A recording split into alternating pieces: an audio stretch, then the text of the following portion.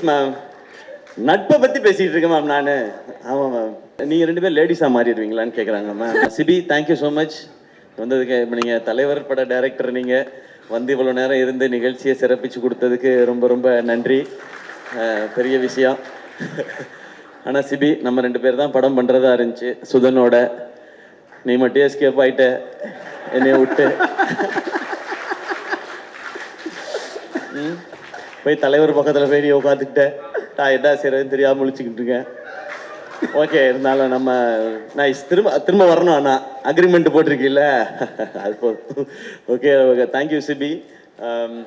And Karthik வேணுகோபாலுக்கு அப்புறம் வரேன். சூரியண்ண, லவ் யூண்ண. அதாவது நம்ம இன்னும் ஒரு 30 வருஷம் கழிச்சு நம்ம அவங்க ரெண்டு பேர் மாதிரி இருக்கணும்ண்ணே, நம்ம ரெண்டு பேர். மேம் இருங்க ப்ளீஸ் மேம். நட்பை பற்றி பேசிகிட்டு இருக்கேன் மேம் நான். ஆமாம் மேம். நீங்கள் ரெண்டு பேரும் லேடிஸாக மாறிடுவீங்களான்னு கேட்குறாங்க மேம். நாங்கள் மாறுறதுக்கு ரெடினாலும் பார்க்குறதுக்கு யார் இருக்கான்னு தெரியல. நான் ஒரு தடவை மாறி இருக்கேன் ஒரே ஒரு படத்தில். அண்ணனை இப்போ அந்த கெட்டப்பில் பார்க்கணும். அந்த மாதிரி தான் எனக்கு ஃபீலிங் இருந்துச்சு. நானும் சூரியனும் இதே மாதிரி வந்து சூரியனோட 50வது ஆண்டு விழாவில் கொண்டாடும் போது ஒரு கூட்டு கிளியாக ஒரு அந்த மாதிரிலாம் பாட்டு ரொம்ப ரொம்ப நன்றிண்ணே. உங்களுக்கு இதுக்கு மேலே எக்ஸ்ட்ரா தேங்க்ஸ் சொல்லக்கூடாது. நான் அண்ணன்ட்ட கேட்டது ஃபஸ்ட்டு சொன்னது, அண்ணன் இந்த படத்தை நம்ம வீட்டில் இருக்க எல்லாரையும் கூப்பிட்டு போய் காட்டுங்க அப்படின்னு சொல்லி. அவங்க எல்லாருக்கும் படம் பிடிக்குன்றது ஒன்று. அந்த குடும்பம் மதுரையில் ஒரு தேட்டருக்கு போச்சுன்னா அந்த ஷோ ஃபுல்லாகிடும் நமக்கு. அன்றைக்கி மதுரையில் எக்ஸ்ட்ரா கலெக்ஷன் வரும்ன்ற ஒரு காரணம் தான். தேங்க்யூண்ணே. இங்கே வந்து இவ்வளோ நேரம் இருந்ததுக்கு. இன்றைக்கி நீங்கள் ஒரு ஆக்ஷன் ஹீரோவாக மாறிட்டீங்க. அப்படி இருக்க ஒரு சூழலில் வந்து இருந்ததுக்கு ரொம்ப ரொம்ப நன்றிண்ணே. இப்போ இந்த படத்துக்குள்ளே வரேன் நான். SK productions. சினிமாவில் வந்து ஏதாவது ஒரு ரோல் நடிச்சிடணும்னு ஆசையோடு வந்தவன் தான் நான். அது வந்து சின்ன ரோலாக இருந்தாலும் சரி, ஒரு காமெடியன் ரோலாக நடிச்சிடணுன்றது தான். ஆனால் ஒரு லீட் ரோல் கிடைக்கும்போது அதை நல்லா பண்ணிடணும்னு நினச்சேன். அப்புறம் ஹீரோ வாய்ப்புகள் வந்தது. மக்கள் எல்லாம் கைத்தட்டி சக்ஸஸ்ஃபுல் ஹீரோன்னு அப்படின்னு சொன்னதுக்கப்புறம் நான் நல்லா இருக்கேன், ஃபேமிலி நல்லா இருக்குது, எல்லாமே ஓகே. ஆனால் ஃப்ரெண்ட்ஸுக்கும் ஏதாவது ஒன்று பண்ணணும்னு தோணுச்சு. அதில் முக்கியமாக அருண்ராஜா வந்து டைரக்டர் ஆகணுன்னு தான் வந்து, என்னை விட அவனுக்கு தான் சினிமாவில் வந்து இருக்கணுன்றது ஆசை காலேஜ் படிக்கும்போது. ஆனால் அவன் இன்னும் ஆகலையே. அப்போ நம்ம இது இல்லை சக்ஸஸ் அப்படின்னு தோணிக்கிட்டே இருந்துச்சு. அப்போ அவனை கூப்பிட்டு, நீ ஒரு கதை எழுதுறா, நம்ம படம் ப்ரொடியூஸ் பண்ணுவோன்னு அவன் சொன்ன மாதிரி அருண்ராஜாக்காக ஆரம்பிக்கப்பட்டது தான் இந்த எஸ்கே ப்ரொடக்ஷன்ஸ், என் நண்பனுக்காக. ஏன்னா நான் அந்த கனா ஃபங்க்ஷனில் சொல்லியிருந்தேன், மக்கள் நீங்கள் எல்லாரும் சேர்ந்து எனக்கு ஒரு மேடை கொடுத்துருக்கீங்க. அதில் எனக்கு கிடைச்ச அந்த பணத்தின் மூலமாக அந்த மேடையை கொஞ்சம் எக்ஸ்ட்ரா போட்டு அதில் கொஞ்சம் ஆட்களை சேர்த்துக்கணும்னு நினைக்கிறேன். அதுக்காக தான் இந்த படம் பண்ணதுன்னு. அந்த படமும் டைட்டிலே கனவோட திருச்சியிலேருந்து கிளம்பி வந்தவங்க நான் அருண்ராஜா எல்லாருமே. ஸோ அப்படி ஆரம்பித்தது முதல் படமே. அதாவது பெண்கள்லாம் பாவம், அதனால அவங்கள வச்சு ஒரு படம் எடுக்கணும் அப்படி கிடையாது. பெண்கள் ரொம்ப ரொம்ப பவர்ஃபுல். அதை சொல்கிறதுக்காக தான் நாங்கள் படம் எடுக்க ஆரம்பித்தோம். அதுதான் கனாவில் நாங்கள் ஆரம்பித்தது. ஸோ கனாவில் அது நடந்து வேர்ல்டில் ஃபஸ்ட் டைம் விமென்ஸ் கிரிக்கெட்டை பேஸ் பண்ணி எடுக்கப்பட்ட படம் கனா. அதில் அருண்ராஜா வந்து டைரக்டராக அறிமுகமானார். அதுக்கடுத்து ஏன்னா காசு சம்பாதிக்கணும் அப்படின்னா, நான் ஒரு படம் பண்ணுற நேரத்தில் பேரலாக இன்னொரு படம் ஷூட்டிங் போனேன்னா நிறைய காசு கொடுப்பாங்க மக்கள். அப்படி ஒரு இடத்தையும் ஆசீர்வாதத்தையும் கொடுத்துருக்கீங்க. அப்போ இந்த ப்ரொடக்ஷன் பண்ணுறதுக்கும் படம் பண்ணுறதுக்கும் ஒரு பர்பஸ் இருக்கணும். அப்போ அடுத்து என்ன பண்ணலான்னு போது, யூடியூபர்ஸ் எல்லாருமே வந்து சினிமா கனவோட நிறையா பேர் வந்தாங்க. சினிமா வாய்ப்புகள் கிடைக்காம யூடியூப் மூலமாக நம்மளுடைய ஃபேஸை நம்ம அடையாளப்படுத்திக்கலாம், இல்லை ரைட்டிங் அடையாளப்படுத்திக்கலாம். அதன் மூலமாக இப்போ நான் டெலிவிஷன்லேருந்து வந்த மாதிரி யூடியூப்லேருந்து வரதுக்கு நிறையா பேர் இருந்தாங்க. அப்போ ஒரு டீமை பார்த்தேன். நெஞ்சமுண்டு நேர்மை உண்டு ஓடுராஜான்னு ஒரு படம் எடுத்தோம். கார்த்திக் வேணுகோபால் அவர் வந்து அந்த படத்தில் ரியோவை அதில் வந்து ஹீரோவாக இன்ட்ரடியூஸ் பண்ணோம். அவரும் அதில் வந்து பண்ணார். அதான் யூடியூபர்ஸ்லாம் சேர்ந்து தமிழில் பண்ண ஃபஸ்ட்டு ஃபீச்சர் ஃபிலிம். ஸோ அதுக்கப்புறம் நாங்கள் வாழ் பண்ணோம், அப்புறம் டாக்டர் பண்ணோம், டான் பண்ணோம், குரங்கு பெடல்னு ஒரு ஃபிலிமை ப்ரெசென்ட் பண்ணோம். அந்த படம் இப்போயும் தமிழ்நாட்டில் நிறைய பள்ளிக்கூடங்களில் ஸ்க்ரீன் பண்ணிக்கிட்டே இருக்காங்க. அதெல்லாம் கலெக்ஷனில் வராது, ஆனால் அது எல்லாமே பசங்களுக்கு போய் ரீச் ஆகிட்டே இருக்குது. அதெல்லாம் எங்களுக்கு எங்கேயோ பிளெஸ்ஸிங்காக வந்துட்டுருக்குன்னு நான் நம்புகிறேன். அதுக்கடுத்து கொட்டுக்காளி பண்ணோம். கொட்டுக்காளியும் ஒரு விமன் எவ்வளோ ஸ்ட்ராங், எவ்வளோ பவர்ஃபுல்னு சொல்கிற ஒரு படம் தான். அது மெயின் ஸ்ட்ரீமாக கமர்ஷியல் ஆஸ்பெக்டில் பண்ணல அதை. ஆனால் இப்படி ஒரு கதையை ஏன் நம்ம இங்கே சொல்லி பார்க்கக்கூடாதுன்னு PS வினோத்ராஜ்ன்ற ஒரு டேலண்ட்டை செலிப்ரேட் பண்ணுறதுக்காக பண்ணப்பட்ட படம் தான். இதை ஏன் தேட்டரில் ரிலீஸ் பண்ணணும்லாம் கேட்டாங்க. ஏன் தேட்டரில் ரிலீஸ் பண்ணக்கூடாது, இந்த மாதிரி படத்தை ஆடியன்ஸ் ஒரு தடவை முயற்சி பண்ணிட்டோம். நான் டீம்கிட்ட சொன்னது அதான், இந்த படத்துக்கு 2 ரியாக்ஷன் தான் இருக்கும். ஒன்று எக்ஸ்ட்ரீமாக பாராட்டுவாங்க, இல்லைன்னா எக்ஸ்ட்ரீமாக திட்டுவாங்க, எங்களுக்கு ரொம்ப ஸ்லோவாக இருக்குது புரியல. ஆனால் இது ப்ராக்டிஸ் ஆரம்பிக்கும், இதில் நடித்த எல்லாரும் வெளியில் தெரிய ஆரம்பிப்பாங்கன்னு. நான் கொட்டுக்காளியோட சக்ஸஸை நேற்றும் இன்றைக்கும் நான் ஃபீல் பண்ணிட்டேன். ஏன்னா அங்கே ஃபிலிம்ஃபேர் அவார்டுக்கு போயிருக்கும்போது மொத்தம் 8 அவார்டு அமரனுக்கு கிடச்சிது, 2 அவார்டு கொட்டுக்காளி கிடச்சிது. அதில் ஒன்று பெஸ்ட்டு டைரக்டருக்கானது, இன்னொன்று பெஸ்ட்டு ஆக்ட்ரஸ்க்கானது. பெஸ்ட் ஆக்டரில் சூரியனும் நானும் நாமினேஷனில் இருந்தோம். நான் ஜெயிச்சிட்டேனே, தேங்க்யூண்ணே. அங்கே நான் அது உணர்ந்தேன். 2வது முறையாக அந்த கொட்டுக்காளியோட சக்ஸஸை உணர்ந்தது தங்கச்சி இங்கே பேசும்போது. எங்களெல்லாம் யாருக்காவது தெரியுமான்னு நான் நினச்சிக்கிட்டே இருந்தேன். எங்களை எல்லாருக்கும் தெரியுது, அது காரணம் கொட்டுக்காளின்னு சொன்னாங்க. இந்த ஒரு காரணத்துக்காக தான் இங்கே படம் எடுக்கப்படுது. எத்தனையோ பேர் தேட்டரில் எங்கள் மூஞ்சி வராதான்னு கேட்குறாங்க. இதை வந்து நீ தேட்டரில் ரிலீஸ் பண்ணலாம். இந்த தேட்டரில் இல்லை, நாங்கள் உலகம் ஃபுல்லாக தேட்டரில் ரிலீஸ் பண்ணோம் கொட்டுக்காளியை. பெர்லினில் பார்த்தாங்க, ஜப்பானில் பார்த்தாங்க, ரஷ்யாவில் பார்த்தாங்க. நீங்கள் ரஷ்யாக்கெலாம் போனீங்கன்னா நீங்கள் தான் என்னோட ஜாஸ்தி ஃபேமஸாக இருப்பீங்க. நீங்கள் எல்லோரும் போய் பாருங்கள் அந்த பக்கம் பெர்லின், ரஷ்யாலெலாம். அதுக்காக தான் அந்த படம் பண்ணோம். ஸோ கொட்டுக்காளியோட சக்ஸஸ் இன்றைக்கி ரொம்ப நிறைவாக நான் உணர்ந்திருக்கேன். இன்னும் அந்த மாதிரி படம் வரும். அதுக்கடுத்து தாய் கிழவி, நெஞ்சமுட்டு நேர்மை உண்டு பண்ணும்போது ஒரு படம் நல்லா பண்ணோம் இந்த டீம்னு சொல்லி கார்த்திக் வேணுகோபாலுக்கு கிடைச்ச அந்த ஆப்பர்ச்சுனிட்டி அவர் திருப்பி இந்த கம்பெனிக்கு திரும்ப செஞ்சிருக்க, அது எப்படி சொல்கிறேன்னு தெரில, அந்த நன்றியா என்ன வேணாலும் சொல்லலாம். அதுதான் இந்த தாய் கிழவி. இப்படி ஒரு கதையை அவர் கேட்ட உடனே என்கிட்ட வந்து, பிரதர் ஒரு கதை இருக்குது பிரதர். அவர் கூட தான் நான் நிறைய டிஸ்கஸ் பண்ணுவேன். நான் அது ஏதோ ஒரு சிங்க் அவருக்கு எனக்கும். அவர் ஒரு வித்தியாசமாக பேசுவாப்புல, நான் ஒரு வித்தியாசமாக பேசுவேன். அது எங்களுக்குள்ள ஒரு சிங்க். இப்படி ஒரு கதை இருக்குது கேளுங்கன்னு சொன்னார். ஓகே சிவா, ஓகே கார்த்தி நீங்கள் சொல்லுங்கள் அப்படின்னு சொன்னேன். யார் ஹீரோ, யாரை மைண்டில் வச்சு பண்ணியிருக்காங்க. அவருக்கு வந்து ஒரு தயக்கம், எதுவுமே சொல்லாமல், பிரதர் நீங்கள் கேளுங்க பிரதர், கேட்டால் உங்களுக்கு பிடிக்கும், உங்களுக்கு பிடிக்கும் நம்புறேன்னு சொல்லி சிவாவை கூட்டிகிட்டு வந்தார். சரி சிவா நான் கேட்குறேன்னு சொல்லிட்டு சிவாட்ட நரேஷன் ஆரம்பித்து ஃபர்ஸ்ட் ஹாஃப் முடிஞ்சுது. நான் ரொம்ப என்ஜாய் பண்ணேன். செகண்ட் ஹாஃப் முடிஞ்சோடனே எனக்கு இதுதான் கதை, இதை தான் படமாக பண்ணணும். இதில் வந்து இந்த கதை, இதில் யார் ஹீரோன்றது முக்கியம் இல்லை, இந்த படத்தில் நடிக்கிற அத்தனை பேருமே ஸ்டார்ஸ். அப்படி தான் எனக்கு தோணுச்சு. அதனால இந்த கதையை உடனே பண்ணுறோன்னு அவர்கிட்ட சொன்னேன். சொல்லி முடிச்சுட்டு சிவாட்ட, சிவா நம்ம பண்ணுறோம் எல்லாம் சொல்லிவிட்டு சைன்லாம் பண்ணிவிட்டு நான் கலைகிட்ட சொன்னதை தான், சிவா நம்ம இது வரைக்கும் நம்ம கம்பெனியில் யாரையுமே 2 ஃபிலிம்னு சைன் பண்ணதே இல்லை, சிவாவை 2 ஃபிலிமுக்கு சைன் பண்ணுவோம் நம்ம. ஏன்னா எல்லாரும் நினச்சிட்டு இருப்பாங்க சேயோன் வந்து இப்போ தாய் கிழவி அவுட்டை பார்த்துட்டு நான் டிசைட் பண்ணிட்டேன்னு நினச்சிட்டு இருப்பாங்க அவரோட படம் பண்ணோன்னே. இவர்கிட்ட ஃபர்ஸ்ட் நாள் கதை கேட்ட அன்னைக்கு நான் டிசைட் பண்ணது இவரோட அடுத்த படம் நான் அதில் ஹீரோவாக நடிக்கிறேன்றது. அதை நான் வந்து சிவாட்ட ரொம்ப லேட்டர் ஸ்டேஜில் தான் சொன்னேன். நான் கலைகிட்ட சொல்லிட்டேன், இப்படி ஒரு ரூரல் ஸ்கிரிப்டு இதுதான் எனக்கு ரொம்ப பிடிக்கும். ஏன்னா என் ஊருக்கு போன மாதிரி, எங்கள் அம்மாச்சி ஊருக்கு போன மாதிரி, பிரான்மலைக்கு போன மாதிரி ஒரு உணர்வை எனக்கு கொடுத்தாரு சிவா. இது ஆடியன்ஸுக்கு கொடுக்கணும், இது இந்த படம் சிறப்பாக வரும், அதே மாதிரி நம்ம ஒரு படம் ஹீரோவாக நடிக்கிறோன்றது தான். ஸோ சிவா உங்களுடைய நரேஷன், உங்களுடைய ரைட்டிங், இதெல்லாம் தாண்டி எனக்கு பிடிச்சது உங்ககிட்ட இருக்க அந்த ஜெனுவினிட்டி. அது ரொம்ப ரொம்ப கம்மி. அது ஒருவேளை நிறையா இருந்தால் கூட இந்த இண்டஸ்ட்ரியில் இருக்கிற எக்கோ சிஸ்டம் அதை குறைச்சிக்கிட்டே தான் வரும் அது. ஆனால் அது உங்களுக்கு நடக்க விடாமல் பார்த்துக்க வேண்டியதான் என் பொறுப்புன்னு நான் நினைக்கிறேன். அதை நான் பார்த்துக்குவேன். அந்த ஜெனுவினிட்டி இந்த ஸ்கிரிப்டில் இருந்தது தான் எனக்கு இவ்வளோ பேரும் புகழ்றதுக்கு காரணம். இது வந்து இந்த கேரக்டர் ஜாஸ்தி சொல்லணும், இந்த கேரக்டர் இறக்கி சொல்லணும் அப்படிலாம் இல்லாமல் மொத்த கேரக்டர்ஸும் ஒரு ஃபேமிலி மாதிரி எடுத்துகிட்டு போய் மொத்தமாக எழுதியிருக்காங்கல்ல. உலகநாயகன் கமல் சார் படம் பார்த்துட்டு சிவாட்ட சொன்னது வந்து, இந்த படத்தில் நிறைய நட்சத்திரங்களை நீங்கள் உருவாக்கியிருக்கீங்க அப்படின்னு சொன்னார்.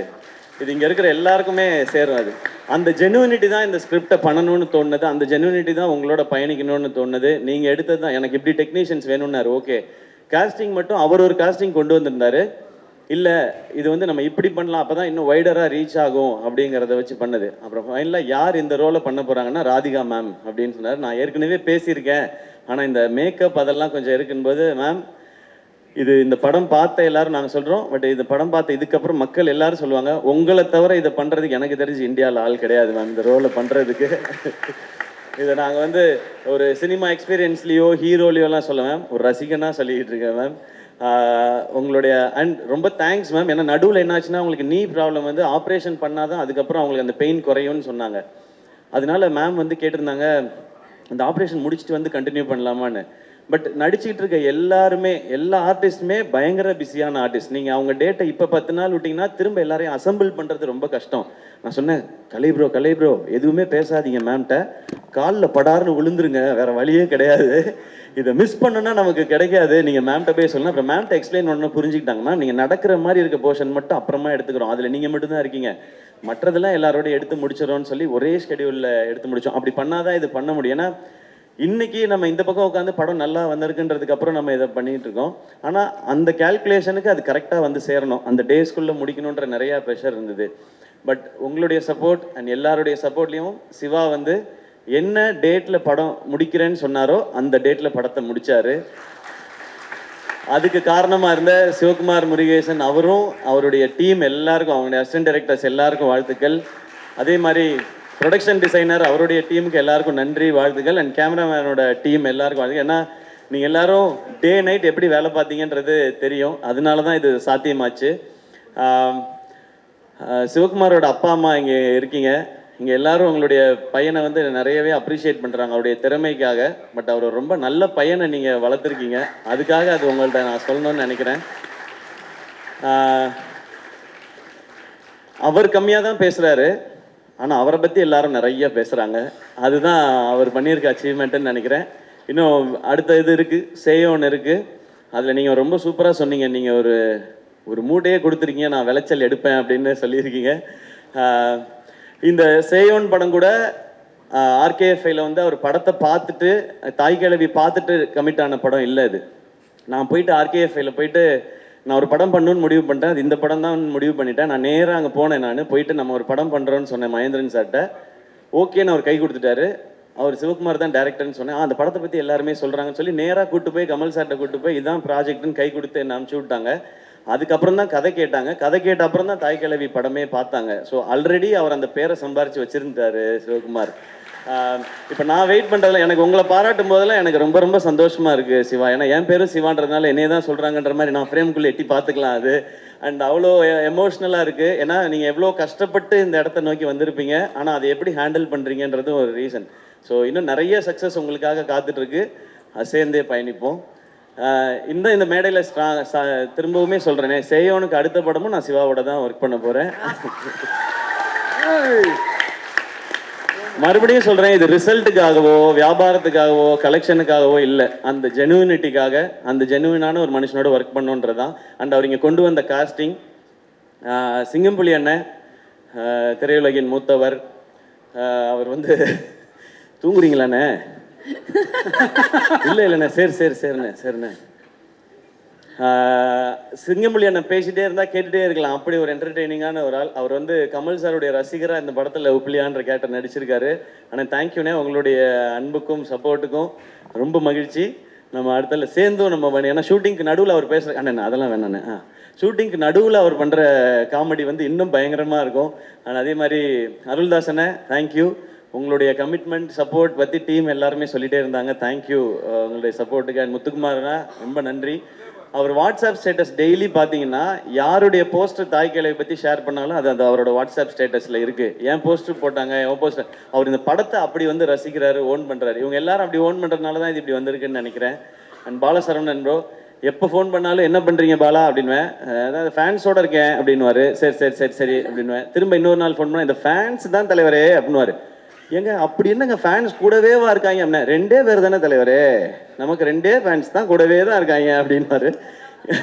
இப்போ ஒருத்தன் புதுசாக வந்திருக்கான் தலைவரே அப்படின்னாரு அன்னைக்கு நேற்று. ஏன் உங்களை பற்றி இன்னும் தெரியலையா அவனுக்கு? இல்லை தலைவரே, அந்த 2 பேர் ஓடிட்டாங்க, அதனால புதுசாக ஒருத்தனை பிடிச்சிருக்கேன் அப்படின்னாரு. ஸோ இந்த மாதிரி தான் இருக்கு எங்கள் கான்வர்சேஷன். பட் அவருடைய மதுரை ஸ்லாங் ரசிக்கலாம்.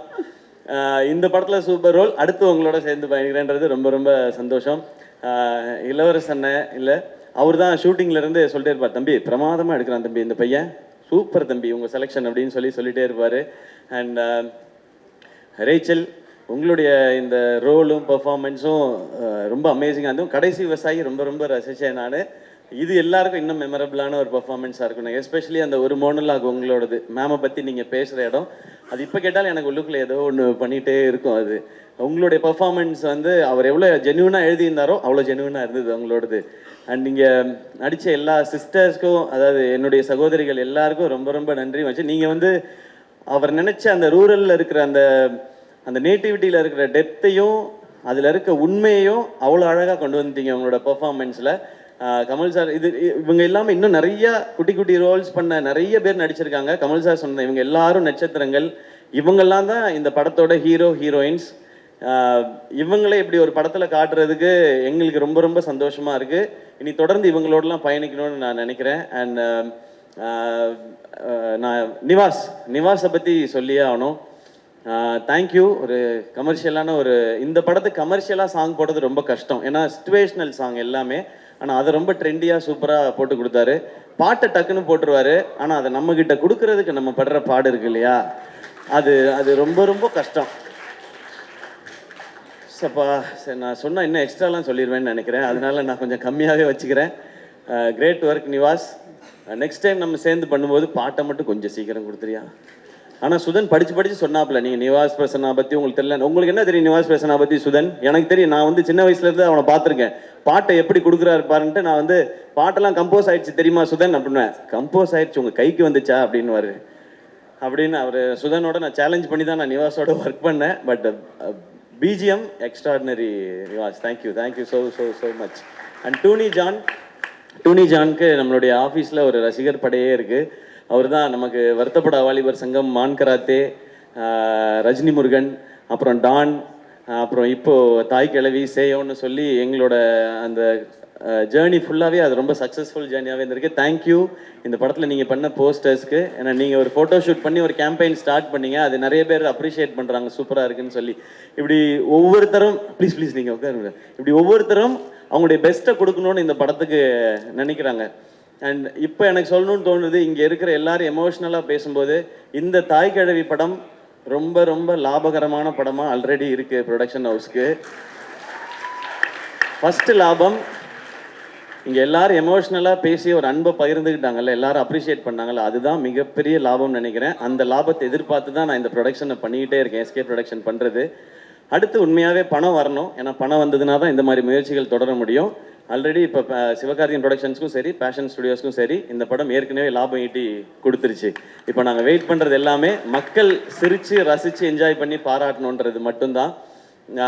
அண்ட் எங்கள் டீமை மட்டும் நான் கூப்பிட்டுக்கிறேன். நான் எஸ்கே ப்ரொடக்ஷன்ஸ் இவ்வளோ விஷயங்கள் பண்ணுறோம் அப்படின்னா, ஒரு 4 மாடி பில்டிங் ஆஃபீஸ் ஒன்று இருக்குது, அதில் வந்து ஒரு 40 பேர் வேலை செய்கிறாங்க, 80 பேர் வேலை செய்கிறாங்க. அப்படி இல்லை, ஒரு ஆஃபீஸ் ஒன்று வச்சுருக்கோம், அதில் எத்தனை பேர் வேலை செய்கிறாங்க, நாங்கள் எப்படி வேலை செய்யணும் மட்டும் பாருங்கள். கலை ஆல்ரெடி நீங்கள் பார்த்துட்டீங்க. ராகுல் வாங்க, ராகுல், கார்த்தி, திவாகர்,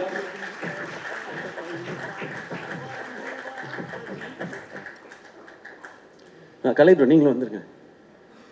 இவ்வளோதான் எங்கள் டீம், நாங்கள் தான் வேலை செஞ்சுருக்கோம். இவ்வளோதான். அவங்கவுங்களோட ரோல் ரொம்ப கிளியர். எனக்கு கதை, கிரியேட்டிவ், அந்த ஏரியா ஃபுல்லாக அது நம்மளோடது. நானும் டைரக்ஷன் மட்டும்தான்.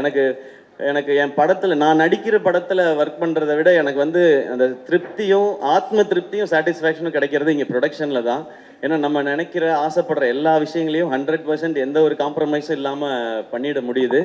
அதுக்கு பெரிய சப்போர்ட்டாக இருக்கிறது இவங்க எல்லாரும் தான். ஸோ இவங்க எல்லாரும் தான் இந்த மேடையில் நிறுத்தணும்னு நான் நினச்சேன். தேங்க்யூ கலை, தேங்க்யூ ராகுல், தேங்க்யூ.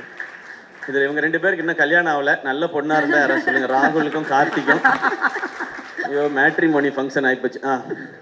இதில் முனிஷ்காந்த் அண்ணன் கேரக்டர் அப்படி தான் இருக்குது. எப்படியாவது கல்யாணம் பண்ணி அதான் நமக்கு கல்யாணம் பட்டு ஏதாவது நடந்துருச்சுன்னா நல்லா இருக்கும், ஒரு 10 பவுன் போட்டால் அவர் ஃபுல்லாக படிக்கிறாக்குது அப்படின்னு சொல்லி அவர் இருப்பார். அவரோட சீன்ஸ் பார்க்கும்போதெல்லாம் எனக்கு ராகுலும் கார்த்தியும் ஞாபகத்துக்கு வருவாங்க. ஸோ இவங்க எல்லாருக்கும் ரொம்ப ரொம்ப நன்றி. And thank you Vijay bro and Anjana, thanks for the energy. And இந்த விழாவை இவ்வளோ அழகாக ஏற்பாடு பண்ண எல்லாருக்கும் நன்றி. அண்ட் பார்க்குற நீங்கள், எனக்கு நாங்கள் எல்லாருமே ஒரு கனவோடு தான் ஓடிட்டு இருக்கோம், ஏதாவது ஒரு நல்லது பண்ணிடணும்னு. என்ன இப்போ சரவணன் பேசும்போது நிறைய எனக்கு நடந்த விஷயங்கள் எல்லாம் நாங்கள் பேசுனோம். எனக்கு நடந்த அத்தனையும் சரவணன் எனக்கு தெரியும். நான் எல்லாத்தையும் கேட்குறது அதான். நான் ஒரு ஆசையோடு வந்திருக்கேன். எனக்கு இவ்வளோ பேருக்கு கிடைக்காத ஒரு வாய்ப்பு எனக்கு கிடைச்சிருக்கு. இந்த வாழ்க்கையை அர்த்தமுள்ளது ஆக்கிக்கணும்னு நான் ஆசைப்படுறேன்.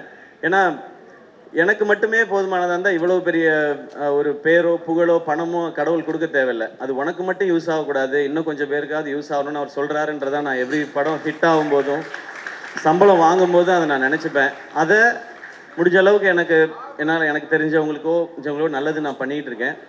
இதை படத்துலையும் என் இண்டஸ்ட்ரிக்கு எனக்கு இந்த இடத்த கொடுத்த இண்டஸ்ட்ரிக்கு நான் திருப்பி ஏதாவது கொடுக்கணும்னு நினைக்கிறது தான் இந்த மாதிரி படங்கள் பண்ணுறது. ஸோ நான் இதை தான் பண்ணணும்னு நினைக்கிறேன். நான் இங்கே யாருக்கும் போட்டியாவோ, யாரையும் தாண்டி போகவோ, யாரையும் அட்டாக் பண்ணவோ, காலி பண்ணவோ அதுக்கு நான் வரல. எனக்கு கிடைச்சிருக்க இந்த வாழ்க்கையும் வாய்ப்பையும் ஒழுங்காக பயன்படுத்திக்கணும்னு நினைக்கிறேன். என்ன அதுக்கு விட்டுருங்க, அதை தான் நான் கேட்கணும்னு நினைக்கிறேன். நான் இப்படியே இந்த மாதிரியே பண்ணிட்டு போயிட்டே இருப்பேன். இந்த மாதிரி நிறைய டேலண்ட்ஸோட இவங்களோடலாம் படம் பண்ணும்போது நான் நிறையா கற்றுக்கிறேன். நான் இது வரைக்கும் நான் எல்லாத்தையும் திரும்ப சொல்கிறது தான். நான் ஏன் அதை ஸ்பெசிஃபிக் நான் ரீமேக் படம் பண்ணதில்லை இது வரைக்கும். நான் கதை கேட்டு தான் படம் பண்ணியிருக்கேன்.